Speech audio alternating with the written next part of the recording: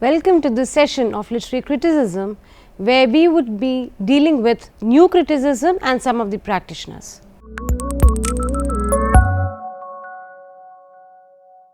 New criticism, also known as textual criticism, is considered to be one of the most influential critical literary theories of the 20th century.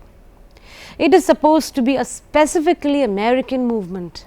The term new criticism was first used by Joel E. Spingarn in an address at Columbia University on the new criticism, and this address may be regarded as the manifesto of the movement.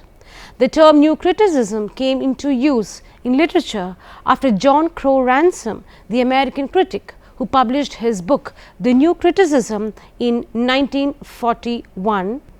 In New Criticism, Ransom analyzes the three contemporary critics, T.S. Eliot, I.A. Richards and War Winters, and makes a powerful appeal for ontological criticism. For Ransom, ontological criticism informs about the essence to find the being of the text or poem. Ontological criticism is based on the ontology of the text. The belief is that the text has its own ontology, which means the text has its own existence. From the mid-1930s to the late 1950s, new criticism occupied the center stage of literary criticism because of the novelty of its critical practice. New criticism is noted for providing a new direction in criticism than for expressing novel ideas. The insistence on the subjectivity of a text, its self-sufficiency and organic unity ushered a new way to read the text. The new critics regard the poem as an autonomous object to be examined on its own terms. The new critics frequently use the term poem as a short and simple way to refer to any artistic expression, and the term poet would pertain to all literary artists.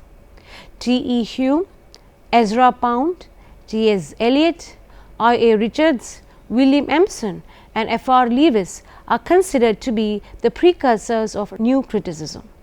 They expressed their dissatisfaction with the preceding and existing schools of criticism. Under their influence, literary criticism became more a science than an art because of the development of new ideologies of psychology, anthropology, linguistics, sociology, economics and politics.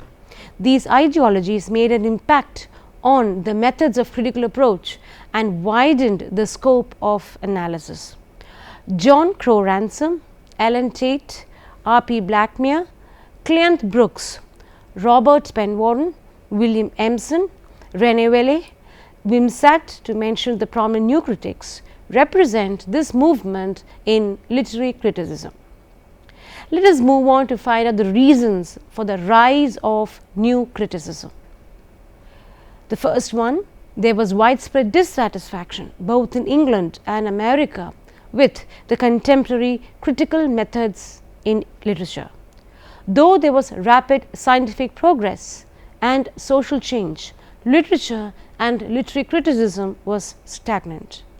The second, concerns with moral and social values came to be regarded as obstacles in the way of literary and critical developments.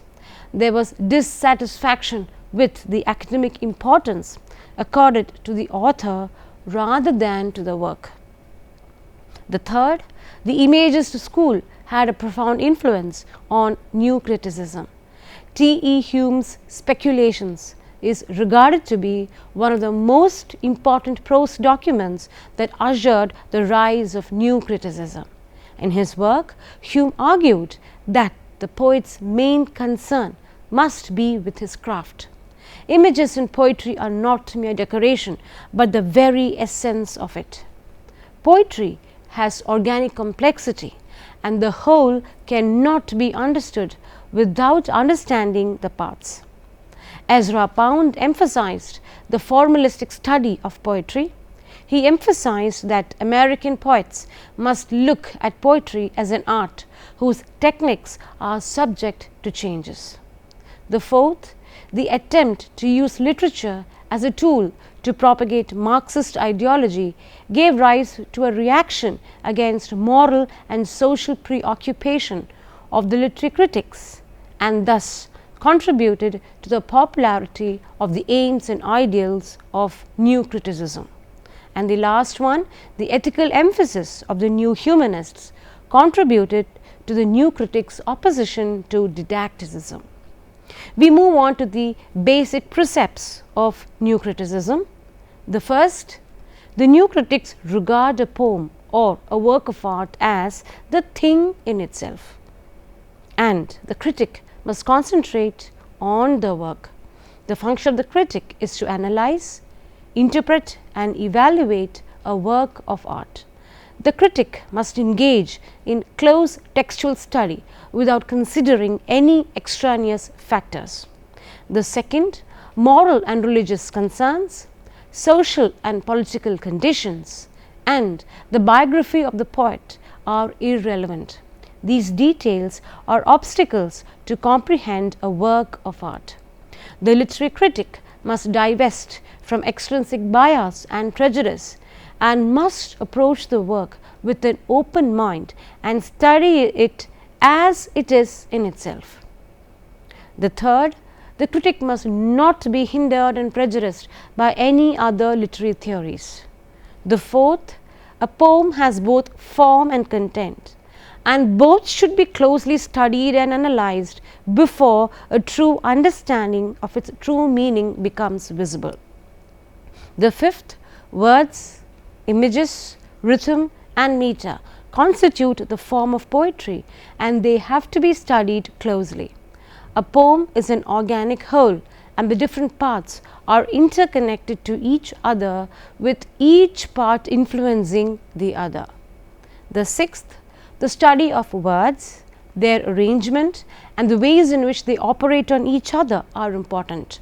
Words assume denotative and connotative import. Therefore, only a close analysis of the words can bring out the meaning of a poem in its entirety. The seventh, I. A. Richards' concept of behavior of words, Emerson's 7 categories of ambiguity with their subdivisions, John Crowe Ransom's principle of texture, Robert Penn Warren's preoccupation with symbols, and Alan Tate's theory of tension are related to the search for the meaning of words, because words undergo transformation when they contribute to the meaning and structure of a poem. The eighth, poetry is communication and language is a means of communication. So, the new critic seeks to understand the full meaning of the poem through a study of poetic language. For the new critics, words are important, and a close analysis of the words is the only key to the poetic meaning of the poem. The ninth, the new critics are opposed to the historical and comparative methods of criticism. Historical considerations are extraneous factors that dampen the work of literature. The comparison of works of art requires an analysis of the objectives of the writers, their methods and their techniques, which are obviously bound to be different. Comparative analysis would call for a cautious approach to address such discrepancies. The 10th, the new critics are anti-impressionistic and anti-romantic. They insist that instead of providing impressions which are bound to be vague and subjective, the critic must make a close, objective and precise study of the poem concerned. They reject positivist criticism. The tenets laid down by new criticism would give rise to the issue as to what do they mean by positivist criticism. In literary criticism, positivism is encapsulated in the French scholar Hippolyte Taine's famous slogan of, I quote, res, milieu and moment. Taine ascertains that the literary text should be regarded as the expression of the psychology of an individual. This means that the period in which the individual lived and the race to which he belonged would also be involved, and all human achievements could be explained by referring to these three causes. Literary criticism was devoted to the underlying explanation of texts. In relation to these three factors, critics paid attention to the author's life, his immediate social and cultural environment, and any previous comments he would have made about the reasons for writing. Research was directed towards the minute details of the writer's life and not the features of the literary text, except from a historical point of view. They disregarded questions concerning the value or the distinctive properties of literature, since these could not be dealt with in a factual or historical manner. 20th century criticism reacts against this extrinsic approach to literature, and the attention shifts from the author to the text and the reader. In literature, the French philosopher Auguste Comte, in his book Causes de Philosophie Positive, mentions the philosophy of positivism. The principal aim of the philosophy was to extend the methods and principles of natural science to the humanities. The positivist philosopher worked with discernible facts rather than ideas. All knowledge that depended on evidence of the senses was rejected as hearsay. Let's move into some of the new critics. We would summarize the contribution of the new critics, and the foremost new critic is I.A. Richards. He is a pioneer of 20th century criticism. He shares Eliot's views on practical criticism. However, he differed in aim and method from Eliot. His criticism puts emphasis on the scientific explanation of poetry and the close study of the text. He says that there are two uses of language, scientific and emotive. Scientific language is used for reference, and the emotive language is used for the expression of emotions and attitudes. Scientific language refers to the denotative meaning, and emotive language the connotative meaning. Richards believes that a poem is unique and its personality can be best appreciated by the proper evaluation of the words used in it. The next critic is F.R. Lewis. He too followed the critical principles declared by T.S. Eliot and I.A. Richards. He asserts that the fundamental requirement of a critic is the need for practicing practical criticism. His work is noted for its validity of thought, intelligence, and concreteness. He recognizes the value of literature of life.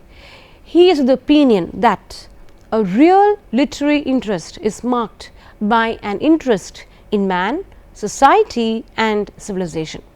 To him, a critic's vocation extends beyond the analysis of a work of art to its social context. He started the Literary Quarterly Scrutiny in 1932 till it ceased publication in 1953. Some of his important publications on literature and culture are New Bearings in English Poetry, published in 1932, Revaluation, published in 1936, The Great Tradition, George Eliot, Henry James, Joseph Conrad in 1948, D. H. Lawrence, novelist, published in 1955, and Dickens the Novelist, published in 1970. We move on to John Crowe Ransom, who is a noted critic, poet, teacher, and editor. Ransom is a founder editor of the Kenyon Review, one of the most successful literary journals of the time. His first important book is The World's Body, published in 1938, where there is evidence of poetry taking on some of the tasks performed by religion in the previous ages. In The New Criticism, published in 1941, he discusses the contribution of I.A. Richards, T.S. Eliot, War Winters, who are the pioneers of new criticism. His important critical essays are Criticism Incorporated, published in the Virginia Quarterly Review in 1937, poetry a note on ontology, and criticism as pure speculation. His concern with poetic structure and texture, close textual reading, autonomy of art has a bearing on the new critics. His structure texture theory of poetry is different from Brooks' concept of paradox and irony or Alan Tate's theory of tension. He wrote in defense of his own poetic craft. His poems were born of sound and meaning, the tension between sound and sense. He uses ontology as a synonym for any concern with actual reality. The function of poetry, in his opinion, is to celebrate the concrete and not the abstract. He disagrees with expression of the personality of the poet in his verse. Let us look into the contribution of Cleanth Brooks. He is a new critic who is known for the collection of critical essays, Modern Poetry and Tradition, published in 1939, and the 1947 publication, The Well-Wrought Urn, Studies in the Structure of Poetry. He made an impact on the critics of the time because of his critical pronouncements that were relevant to explaining the suggestiveness in poetry. Literary Criticism, A Short History, which was published in 1957, was written in collaboration with Wimsatt. His influential essay, Irony as a Principle of Structure, lays stress on the importance of metaphor. He believes in a principle of indirection. He asserts that statements and images in a poem are in an organic relationship, with one part qualifying and adding meaning to the other. The other significant essays by him are The Language of Paradox, The Formalist Critic, and The Hearsay of Paraphrase. We would be discussing one or two of these essays in the next sessions. His book, William Faulkner, The Yoknapatawpha Country, published in 1963, is the best of his later works. We move on to William Wimsatt. Wimsatt was professor at Yale, where he had been teaching since 1939. His first and most important book, The Prose Style of Samuel Johnson, was published in 1941. The Verbal Icon, Studies in the Meaning of Poetry, published in 1954, and Hateful Contraries, Studies in Literary and Criticism, published in 1965, bring together some of the articles which appeared in the journals. In The Portraits of Alexander Pope, published in 1965, Wimsatt examines the complex relationship between Pope and his painters. In collaboration with his friend Monroe C. Beardsley, he wrote the essays The Intentional Fallacy and The Affective Fallacy, which recapitulate some of the basic precepts of the new critics, which is the objectivity of critical activity. Alan Tate declares that poetry is not the instrument for conveying indistinct feeling, but it is an autonomous structure, an organized whole in itself. A poem has integrity. It is a whole in which the parts collaborate and modify each other. He says that a poem is not an activity like a ceremonial preaching. He believes in the social relevance of poetry. According to Tate, a poem provides special, unique and complete knowledge of the world.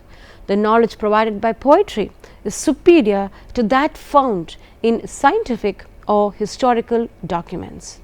He says that poetry is expressed through tension, a term he formulated by looping the prefixes of the logical terms extension and intention. Your Winters rejects modernist innovations and turns to the conventional prosody found in Dryden, as well as Pope. He believes that poetry is, I quote, a statement in words about a human experience, unquote.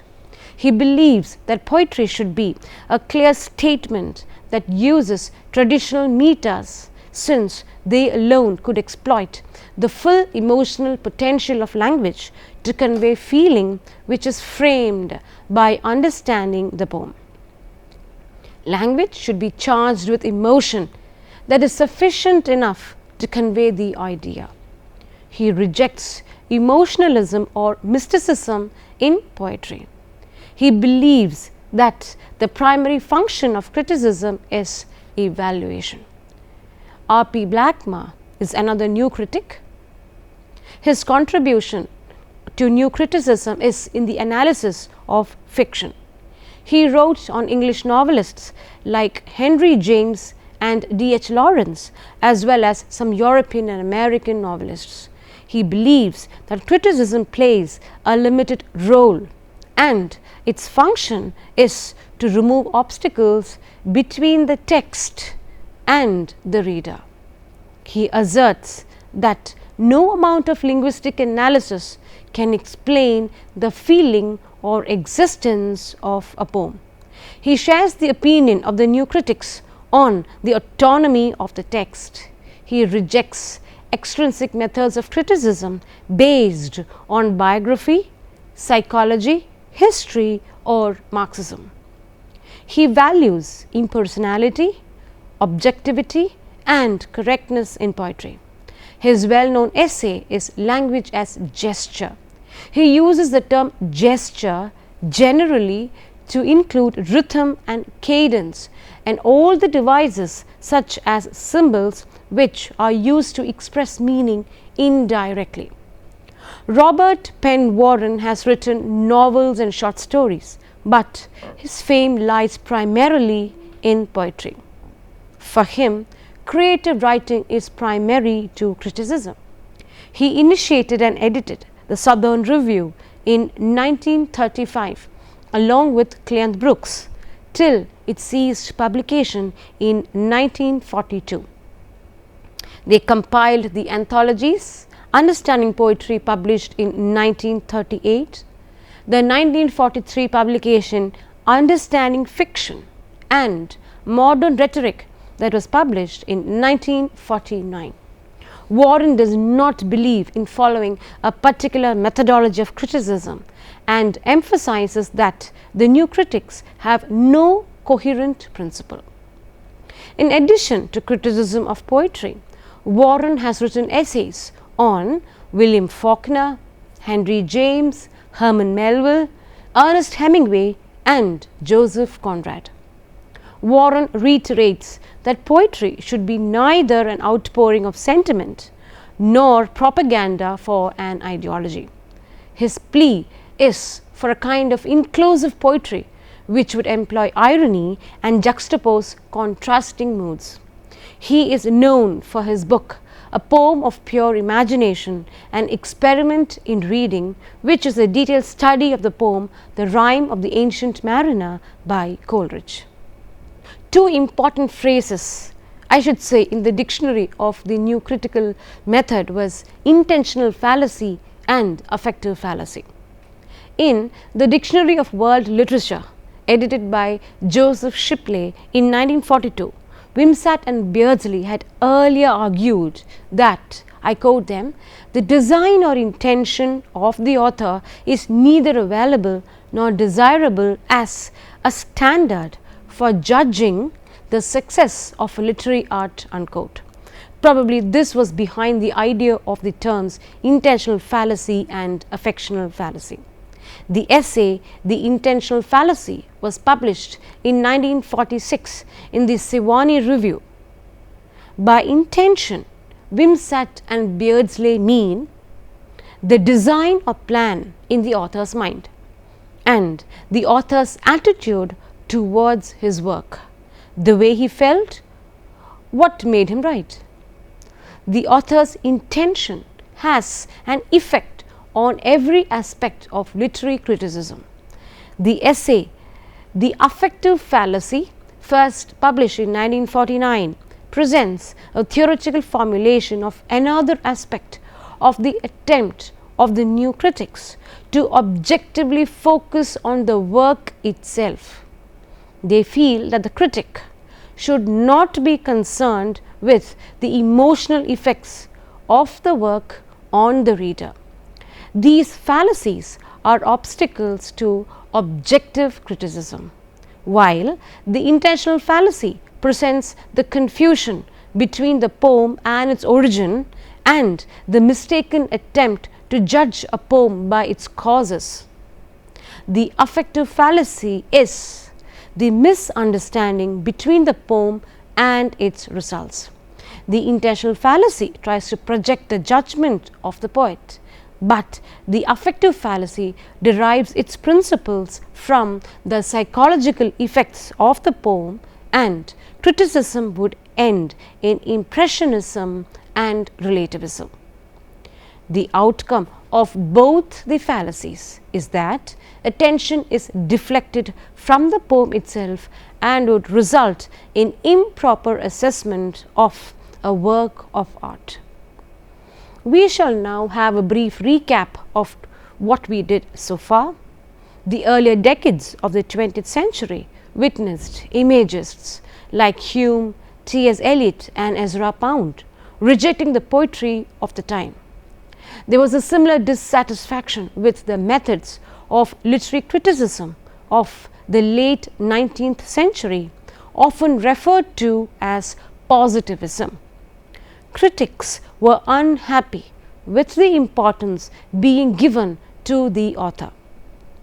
They felt that criticism should focus on the text or its linguistic structure, or even the response of the reader.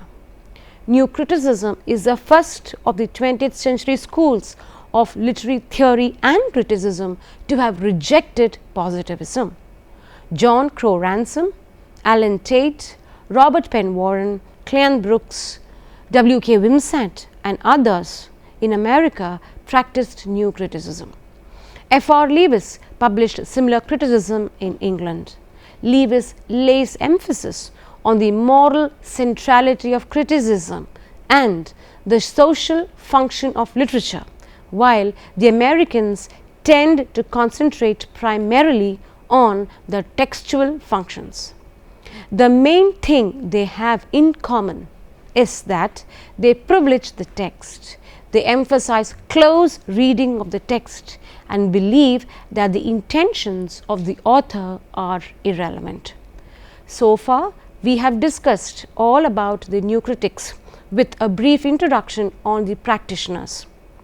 After this, you would have to answer certain questions that are based on what we have done so far. Until we meet next time with further elaborations on new criticism, thank you.